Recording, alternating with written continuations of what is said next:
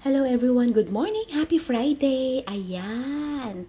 Pilitin lang daw po nating ngumiti at lagi maging masaya para po hindi halata ang problema.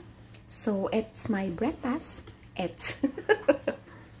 Ito po ang breakfast natin. May nag-birthday po kasi. Sabi niya, kuha ka lang ng cake pagka gusto mo. So, masunuri naman po tayo. Ayan. Kumuha po tayo kasi dapat po magtitinapay tayo. Pinakukuluan ko pa po yung itlog. Gagawa po ulit ako ng spread. Lalagyan ko po siya ulit ng mayonnaise. Masarap po kasing spread yun with egg. Ayan. Ito po yung tea. Nilagyan ko po siya ng lemon.